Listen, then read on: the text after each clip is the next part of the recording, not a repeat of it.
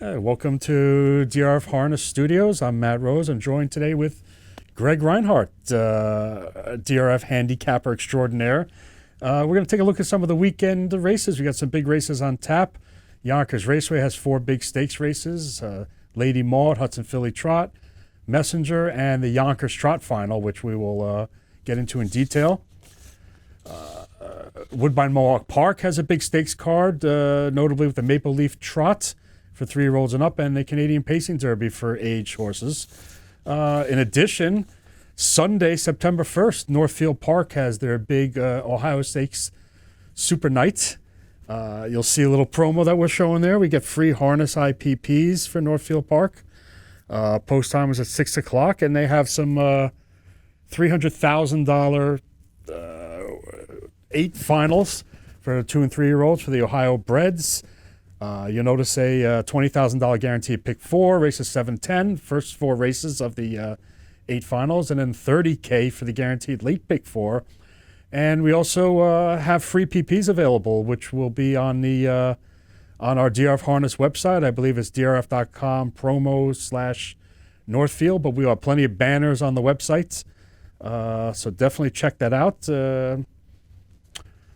Nothing wrong with free PPs, I can tell you that much, and that'll be for the full card. They have a 16-race card on Sunday, starting at 6 p.m. That should be a lot of fun Sunday night, so save some of your weekend bankroll for Northfield Park, that's for sure. But anyway, we'll get back to the Saturday night action. We'll start with the $500,000 Yonkers Trot Final. There were no eliminations, so 8 of them are just going straight to the gate. Headlined by, I would say, Chimpanzee and Forbidden Trade. Forbidden Trade, a Hambletonian winner. Quite interesting to see this horse entered here.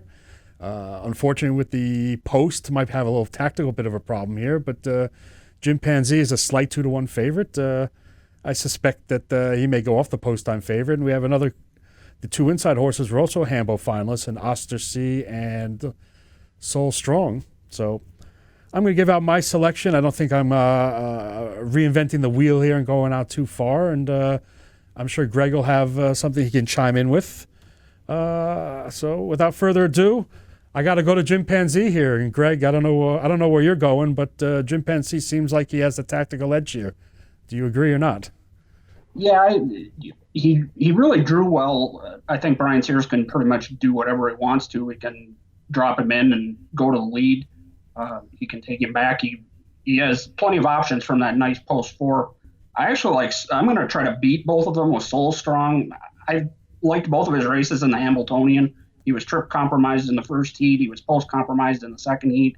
He's drawn inside with a nice post 2. And I think Dexter Dunn can get a nice up close trip either on the lead or in the pocket. And I think somebody like Forbidden Trade, like you said, is going to have to work to get there. From post 6, he's drawn outside all the other speeds. So, and he's tactically fast, but I don't think he's fast enough to just blast out and get to the front. So I think he's up against it more than the others, and I'll look for a little bit of value with Soul Strong. Yeah, you know what? I have him, I believe, second on my ticket, Soul Strong. You saw him fly home in both the Hambo elimination and the Hambo final. Hasn't raced since that date.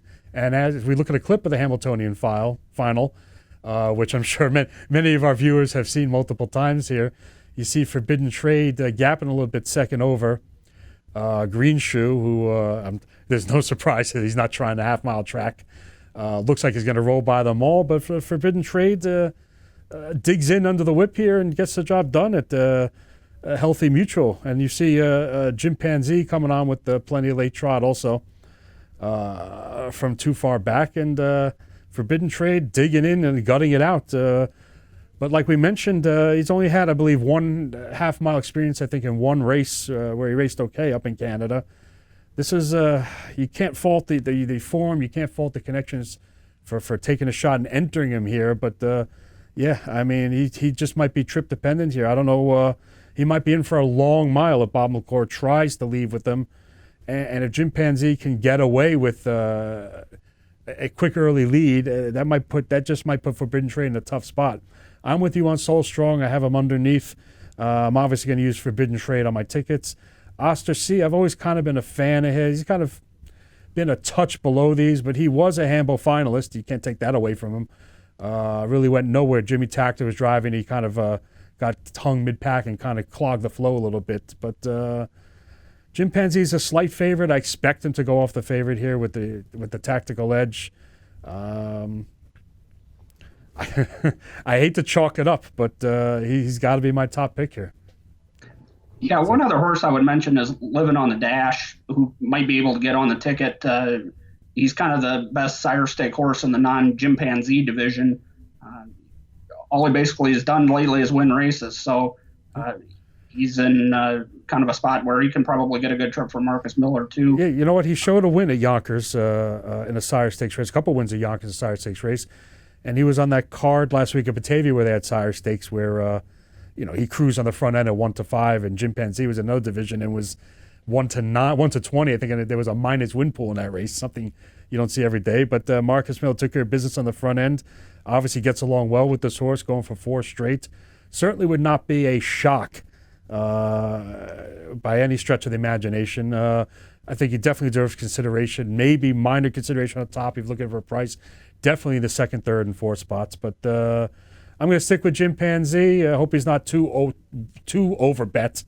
You're going with, I believe, Soul Strong for the slight upset. That's the 6th race in the card, Yonkers Trot Final. They also have the Messenger stake, 500,000 pace for the 3-year-old Colts and Geldings, where bettors wish. Not much to talk to from a parimutuel standpoint. He's going to be a heavy favorite. $30,000 supplement, cruise in elimination last week. Arguably one of the top 3-year-olds in the country.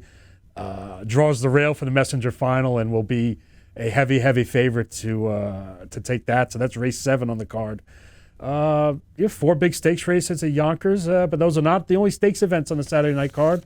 We got a big stakes events at Woodbine Mohawk Park with the Canadian Pacing Derby, where we're going to see Lather Up as a heavy favorite. We're going to talk a little bit more about the Maple Leaf Trot. Definitely a lot of ways you can look at, a lot of directions you can go in this race. You see Guardian Angel as a slight choice. There's actually 10 horses in the field. We have a second page of entries that we'll get to with a 9 and a 10 horse, but a solid field of age trotters here. You can make a case for Six Pack, Crystal Fashion, Guardian Angel, Speeding Spur, Manchego. Certainly has tailed off a little bit, but has the ability. Mary Marauder needs no introduction. And on the far outside in the 10 post, which we'll see graphics in a second, we have Atlanta, the Hambletonian winner, bounced back with a decent second place effort last week in the Maple Leaf elimination. So hopefully he's back on the right track after a couple of subpar efforts. Tough field. You can go a lot of ways here. So I'll defer to you, Greg, and see where you went here. Yeah, this has been a really fun group to watch, the free-for-all trotters this year. There isn't a real standout, but they're all a real nice group of horses, and they've kind of taken turns beating each other through the year. I'm going to go with Six Pack from the rail. I thought he got kind of make the final drive last week, and he has a rail this week. I'm guessing Svansted's going to be a lot more aggressive. I think if he did one of those elimination, he might have taken the rail. So I think he's probably going to be on the lead or in the pocket. Maybe Yannick's going to take a shot from post 10 and try to leave. And I think Six Pack's in a really nice horse in the first place, and he's going to be in line for a great trip. So we saw his race last week. Like you said, it was a tuck and then a grind, and he safely made the final at 6-5. I imagine you're going to get a better price than that. We saw his race 2 back. I believe we either tied or set the all-age track record at Yonkers Raceway, auditioning possibly for the International Trot later on. He's certainly a player. He's been a player his whole career in all of these races. I'm going to go right outside with him with Crystal Fashion, as he's a slight 3-1 second choice on the morning line under Guardian Angel Oz. I don't think he'll be that heavily bet. He's always offered decent value. Complete model of consistency, looking for his 3rd straight.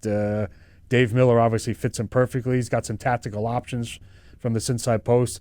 You mentioned we're going to have some early speed on the outside, possibly Manchego. Atlanta's Yannick Gingras, he's got to be forwardly placed. I can't imagine him coming from last. Speeding Spur might show a little bit of early foot. Mary Marauder, listen, he fits with these. That was a nice effort last week. Will he be too far back potentially? And I think so, maybe.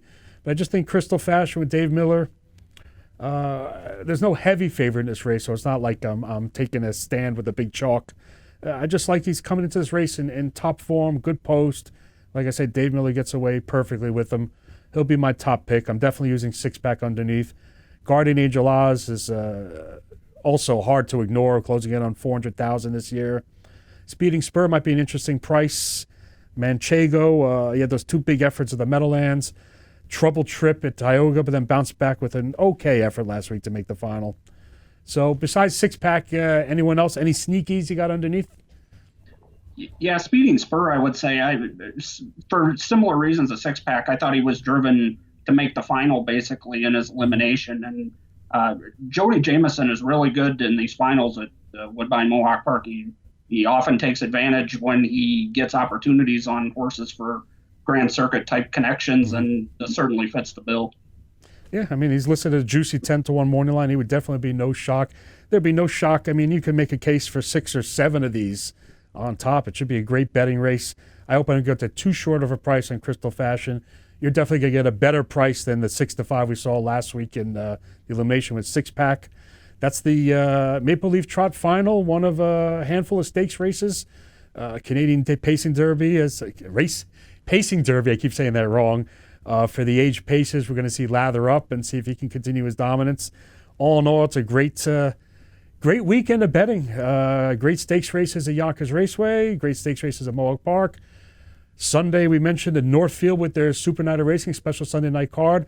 We also have a Pocono mandatory pick 5 payout, I believe, the last 5 races on the card, 10 through 14. So people love those mandatory payouts. Would be a big pot to chase there. So hopefully we make some money on the Saturday night card, roll it over into Sunday. Good luck, everybody. We'll see you next week.